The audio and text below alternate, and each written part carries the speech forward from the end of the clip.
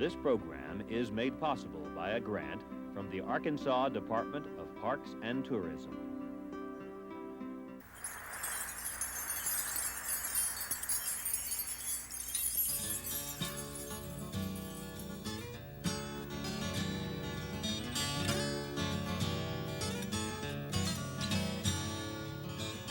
There's fire in the hills of Arkansas as fall ignites the land in blazing colors.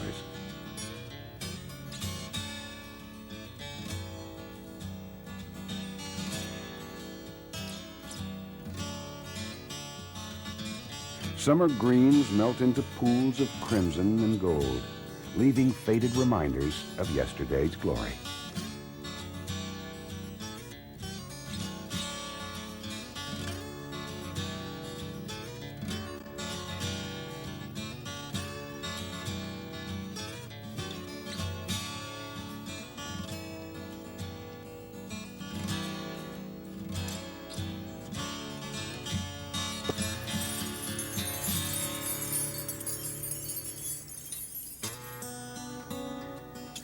Autumn's first breezes blow across the delta as farmers harvest sun-ripened fields. Combines crawl over the land's flattened face, gleaning its rich bounty. The delta's farmland has fueled Arkansas's economy for more than a century. Generations of farmers have worked the land, becoming as deeply rooted as their crops. Joey Birch farmed alongside his father since he was old enough to drive a tractor. I grew up in Hughes, Arkansas. It's a small farming community, and my family's had a family farm since the 30s. And when I was actually farming with my dad, I loved it. Times turned hard in the 80s, and Birch knew he had to find work elsewhere. But I wanted to stay involved in farming, so I had an idea that through the years, I had been seeing cars pull off on the side of the road and watching us farm. And I noticed that all these cars had out-of-state tags. So I said, well, you know, these people are staying in Memphis, but they're driving over here across the bridge to watch us farm. I said, why don't I buy a van and have some brochures printed up and pick these people up and bring them over here? My name is Joey Birch. Welcome to Memphis, Tennessee, which is the cotton capital of the world, and Delta Farm Tours. Welcome to the state of Arkansas. At this time, So began Delta Tours, Birch's guided trips into the heart of farm country. Most of my tours originate in Memphis. It's bus groups that are in town for a few days, and they're looking for something different to do. Birch tailors his journeys to each group's time and interests, but nearly everyone asks to visit a cotton farm. When you get just north of Arkansas, there's no more cotton. We call it the white gold, or the Delta's white gold. We go to a cotton gin and to a cotton farm. They get to see the machines actually picking the cotton. The farmer will come out and tell us how the machine operates, you know, how it sucks the cotton up into the machine. Then we go to a cotton gin. They get to watch the cotton being sucked off the trailers, being de-seeded, and being put into bales.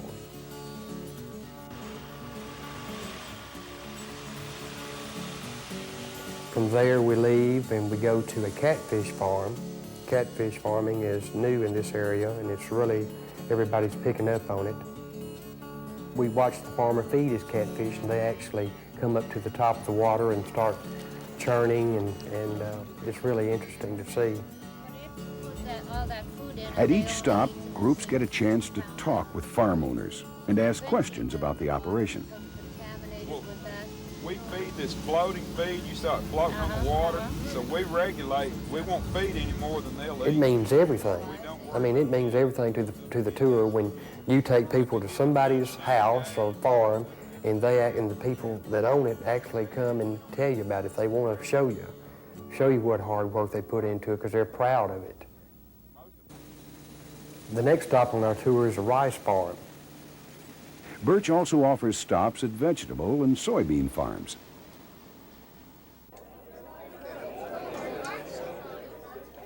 After seeing the breadbasket of the South, groups also get a taste of it.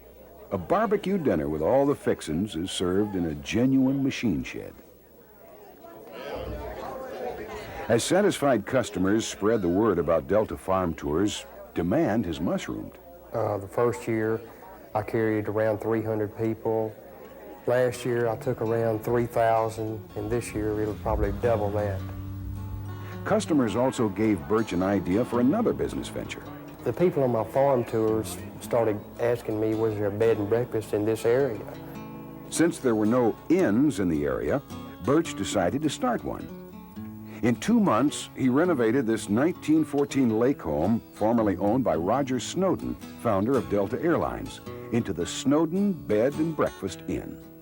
Well, we have 5 bedrooms. The house has seven baths, so each bedroom has its own private bath. We have a 60-seat dining room and a hospitality room downstairs, a private den for our guests. Midway through renovation, the inn served as a wedding chapel for Birch's marriage to Pat Nettles. We were out here cleaning and working and then made our wedding plans and got married out here before we really, the house was painted and cleaned up, but there was hardly any furniture in here. So we had the wedding in this room, and so we had all that to do. So kept us busy. 2 years ago, I was just a dirt farmer with hardly anything, and just by acting on some ideas, it has turned a 360-degree turn for the better. And it's all dealing with the public, and I know people really want to see the South, and I think that Delta has more to offer than any other area in the South, so people like to come here, and we show them a lot of Southern hospitality.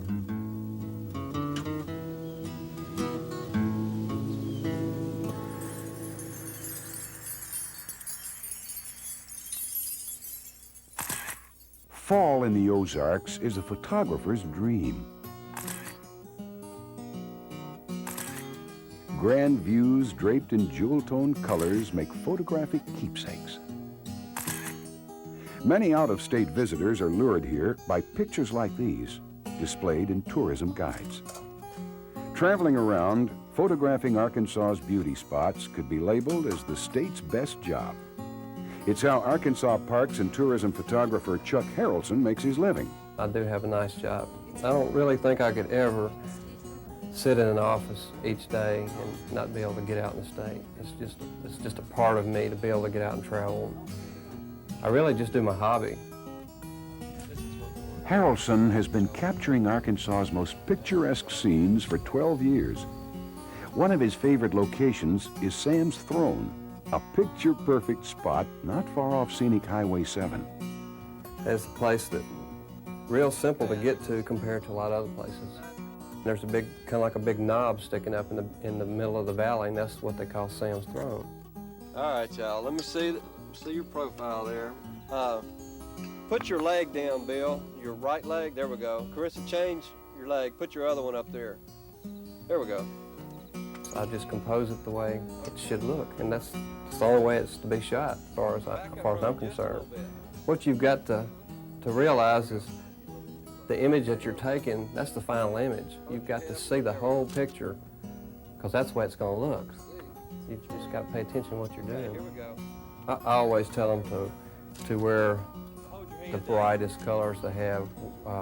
I like reds and greens and yellows, and just bright color really adds to the scene to have someone in a bright color. Here we go. Harrelson's photo collection includes several fall scenes in the Ozarks. This is a shot up on Highway 21, one of the most brilliant maples I've ever seen. To the left of it was probably the best preserved outhouse with a moon on the door I've ever seen. I would love to have the outhouse. Another shot here, which I like a lot, is from a balloon. Mike Mills, a good friend of mine, tries to take me up every once in a while up at Ponca.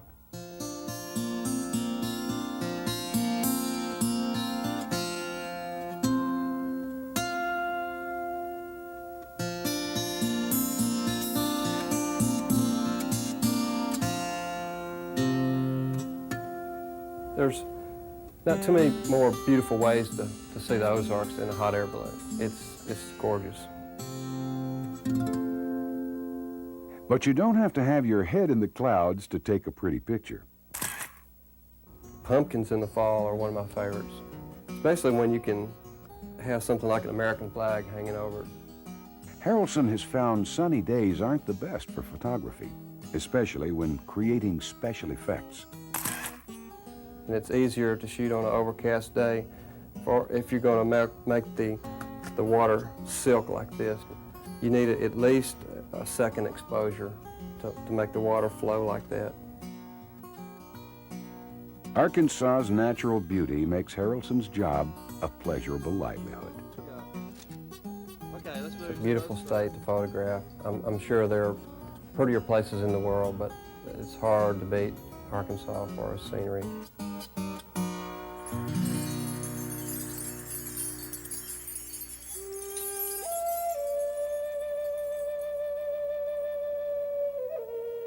Haunting music from the past floats in the wind near Scott. Strange earthen mounds rise mysteriously from the plain.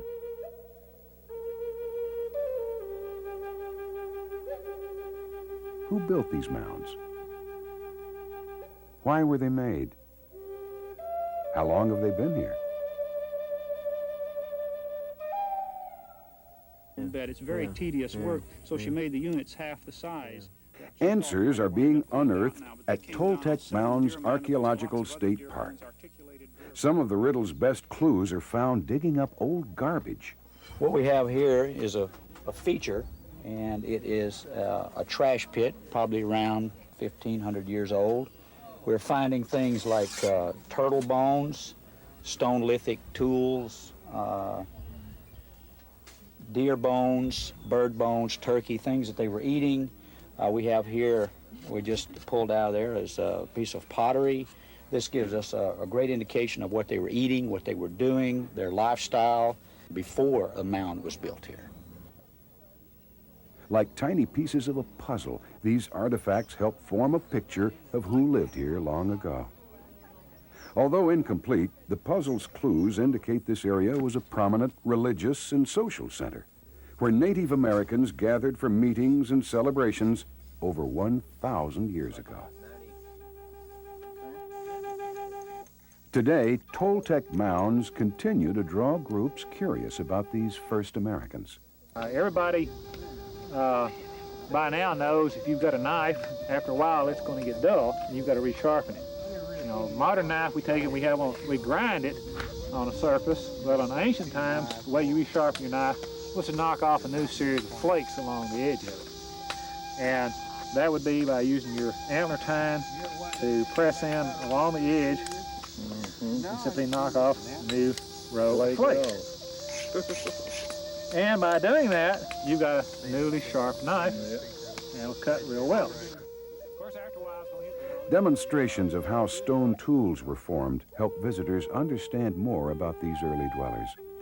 Well, I knew a little bit about stuff they made from social studies, but I mostly found out from coming here. They had to chisel them out, and then they had to, make them into the arrowhead shape, and then they had to get all the tips perfect. I want to be an archaeologist when I grow up, so I just collect stuff when I'm young, and I just like to start out, you know, kind of start out always. Oh, I like the mounds, but they always seemed interesting to me. Several ancient earthworks dot the grounds. Many were leveled by farming, while others still make dramatic silhouettes. Each was formed carrying baskets of dirt, some enlarged over long periods of time. This mound, towering 50 feet high, is the state's largest. Why the mounds were arranged as they are was a mystery for many years. It's getting there, slowly but surely. The solution appears at sunset on the day of the fall equinox, around the 21st of September. Visitors gather on a mound to witness this amazing event.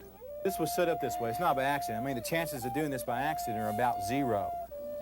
As a fiery sun dips toward the horizon, it sets directly in the center of a nearby mound. The sky lights up in a brilliant afterglow, leaving visitors to marvel at this ancient solar calendar. Why the calendar was built is still unknown. Whatever reason they had, this mound is put right here. They were great engineers. They were very sophisticated. They were very well organized. This is the best calendar that you can get. I mean, we have a leap year. We have to adjust our calendar. This never gets adjusted. Once a thriving center, the inhabitants vanished by the time European settlers arrived. One of the big mysteries is that we don't know what happened to them. Maybe one of these days we can find out. We don't think disease. We don't think warfare. We don't know.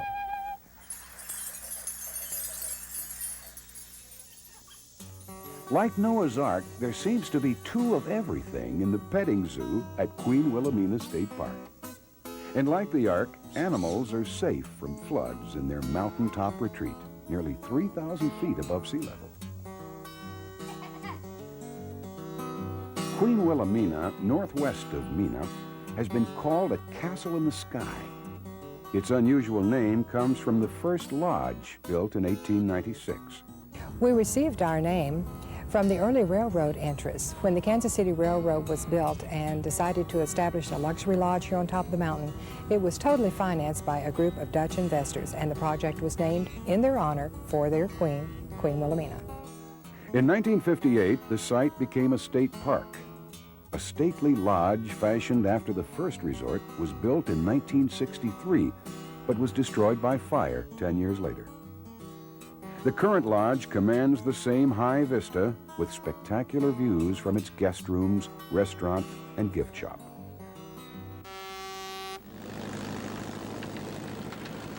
A miniature train takes visitors around the mountain for more great scenery.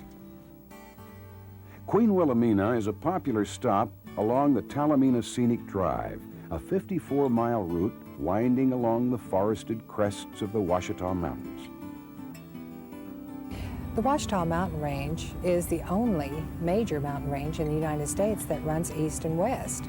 Here along the Talimena Scenic Drive, our altitude starts in the town of Mina at approximately 1,100 feet, and then you ascend over 1,700 feet in altitude to the second highest peak in the state of Arkansas, right here on Rich Mountain. Our elevation here is 2,681 feet. A very, very special mountain range. The soil is extremely rich and supports a wonderful habitat and a very bountiful wildlife population. The drive begins on the state's western border at the Visitor Center in Mina. Maps and brochures are available to explain stops along the way. The drive winds its way through mountains and valleys to Talimena, Oklahoma. And as people go across the drive, they are treated to beautiful vistas of gorgeous mountain scenery.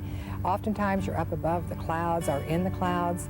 The views out across Powell Valley are spectacular, especially when you're treated to the beautiful golden eagles that soar over this valley. Popular stops along the drive include the Grandview Vista and also the fire tower at Rich Mountain, where the Forest Service used to maintain a watch for the forest fires. One breathtaking panorama after another is found around nearly every turn.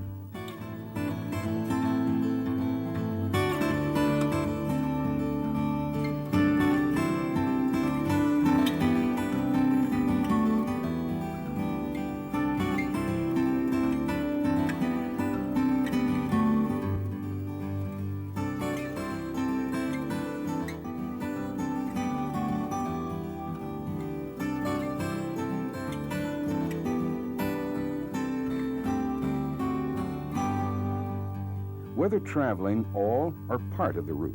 The Talimena Scenic Drive in fall is an unforgettable experience.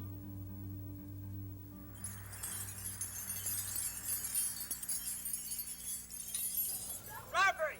Back robbery!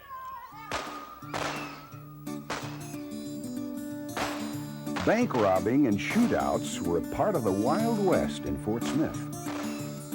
Once a rough-and-tumble river town, residents today take great care preserving their colorful past. Even the gallows, where many an outlaw swung at the end of a rope, can still be viewed. Just across the Arkansas River, Van Buren shares much of the same heritage.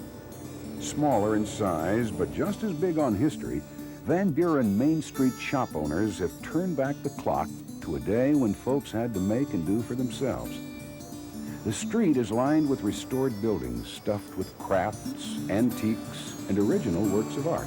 It's just an exciting day to spend a day in downtown Van Buren, because you're going to see a lot of unique things that you won't see anywhere else. Jerry and Anita Rice are stained glass artists whose craft goes way back in time. And this was what was done in the 3rd to 4th century AD. They were having to make their own lead, and at least we don't have to do that anymore because the manufacturing process is doing that for us.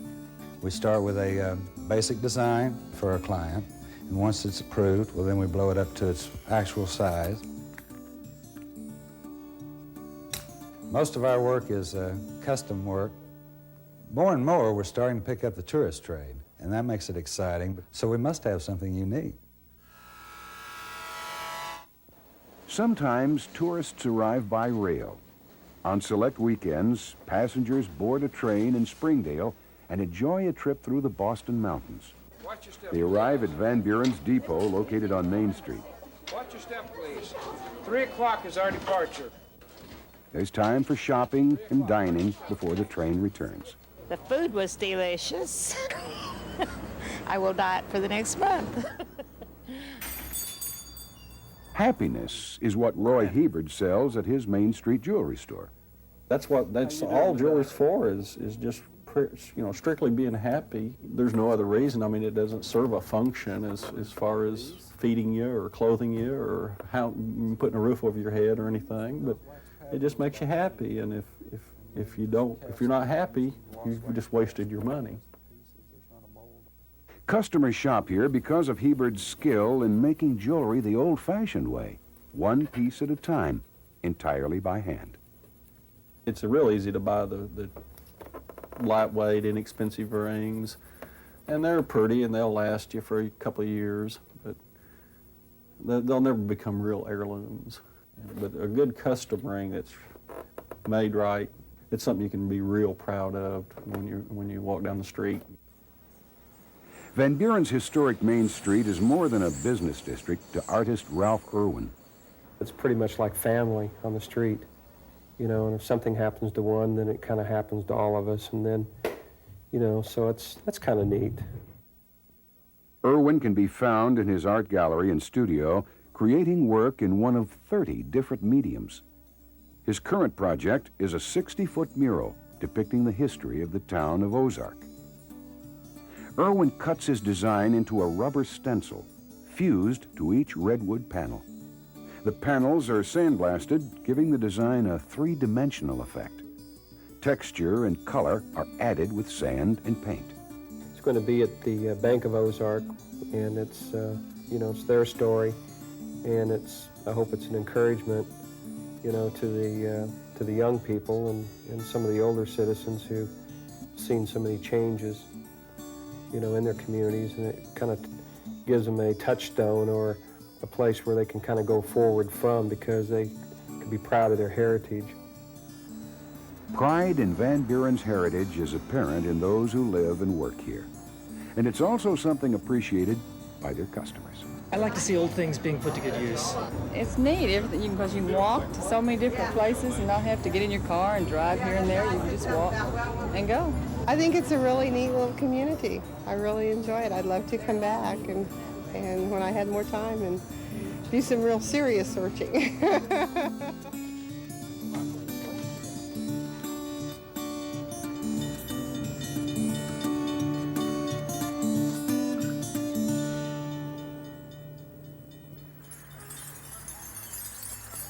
There's a bite to the wind toward the end of November, a sign that winter is on its way.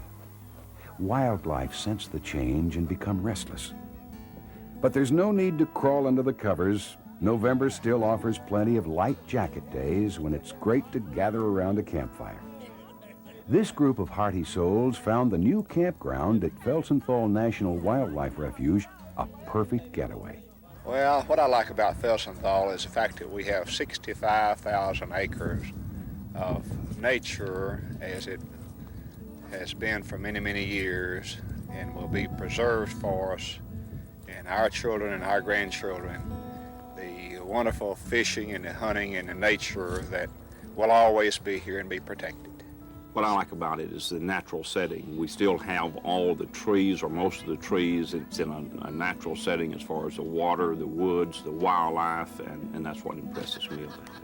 I like fishing and hunting myself, and it's just a great area for that. This is home, and to come back and get out in the woods by the river and relax and enjoy our friends and act crazy, it's beautiful.